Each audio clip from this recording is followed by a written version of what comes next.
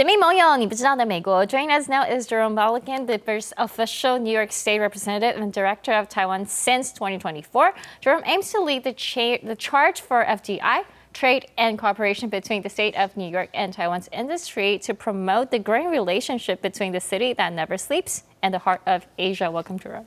Hello. Hi, Amanda. It's great to be here. Great to have you with us.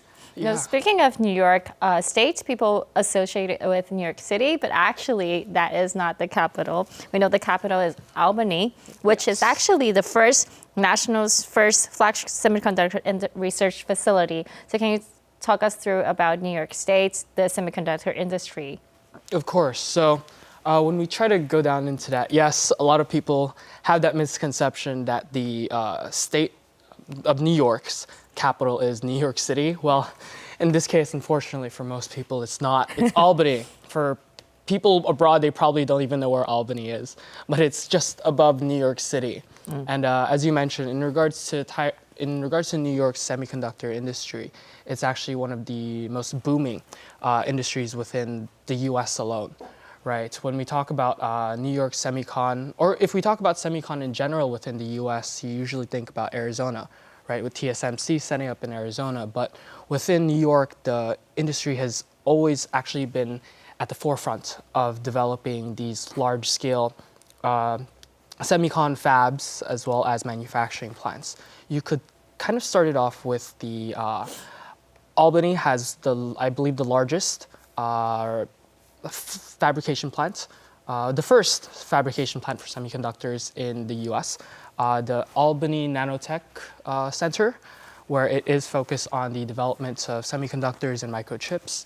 Then we actually have one of the most recent investments from one of the largest semiconductor companies in the world, which is Micron. Micron is actually planning on investing about $100 billion within Syracuse, New York, right? And it's posed to be one of the largest, if not the largest, U.S. investment in regards to building a fab, right? A mega fab in this case. And in these scenarios, New York's kind of growing industries, it creates a lot of different opportunities, right? Within not only the New York locals, but nationals all the way up to internationals. Right, given that there's such a booming and importance within the world economy and innovation for these type of technologies. Indeed. And how do you see Taiwan's position in this blooming semiconductor industry in New York State? Well, when we look into anything regarding semicon or microchips, then Taiwan's always going to be at the epicenter of it. Taiwan manufactures about 90% of the advanced microchip and semiconductor chips, as well as 60+% of chips in general, right? So it's basically a monopoly around the world. So whenever you think of semiconductors, you have to think of Taiwan as a very vital role within this. And New York, we see this. We see this opportunity. We see this amazing collaboration and partnership with Taiwan, given that, as I just mentioned, Micron is investing $100 billion to build a mega fab within Syracuse, New York. This plays a very vital role because most of Micron's suppliers are actually Taiwanese companies, right? Taiwanese suppliers. Originally, most of them were importing into the U.S., but given the recent tariffs or possible tariffs to move down the line, it's become even more feasible for Taiwanese companies to move their operations from Taiwan, from wherever they may be, into the U.S., right? There is a established market within New York. There is an established market with Micron, with TSMC, or even in New York State alone, there's also Global Foundries, there's IBM, there's all these large-scale semiconductor companies that require these type of suppliers from Taiwan. Indeed. And you just mentioned that Micron has announced this expanded investment in New York. And also in New York, we see that they introduced the Green Chips Act, which they want to foster a more sustainable industry in the semiconductor. How can Taiwan take place in this wave, in this ride, together alone, to not be left behind? Well, that's a wonderful question. To have a little context on what the Green Chips Act is, in a very simple sense, it's a government incentive promoting more manufacturing of semiconductors to encourage foreign companies to enter the U.S. and be supported by the government. In this case, supported by the New York State in regards to tax incentives, helping you find real estate locations, shovel-ready sites. And in regards to that, the Green Chips Act is a government incentive to assist companies that helps promote sustainability and environments, right? It's promoting companies such as large as Micron to make sure that they have an environmental impact, to lower the amount of carbon emissions that they emit. And so how Taiwanese companies can start to take advantage of this or capitalize on this is a lot of Taiwan's semicon industries are within the medium scope, right? They're the medium-sized corporations. If we talk about large scale, you already know them. TSMC is one big example. But there's a lot of small and medium-sized Taiwanese semicon companies that are still relatively conservative and still sticking within the Taiwanese borders.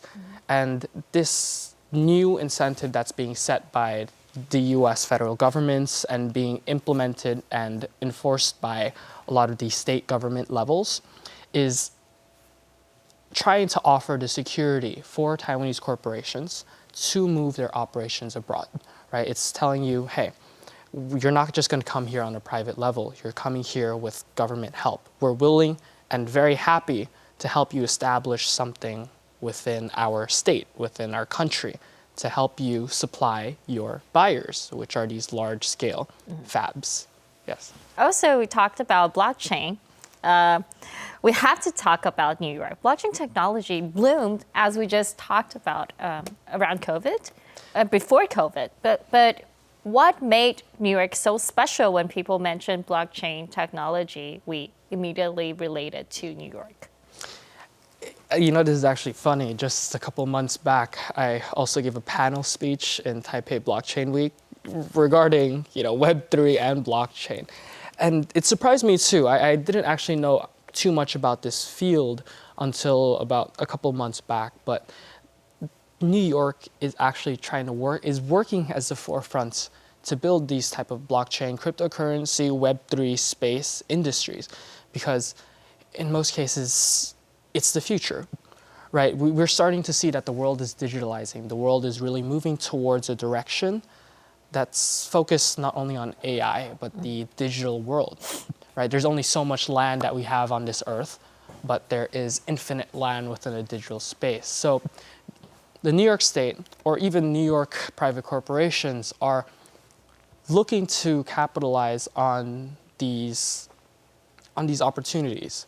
Right, the blockchain and Web3 space, it's booming, especially with New York being the financial epicenter of the world with Wall Street.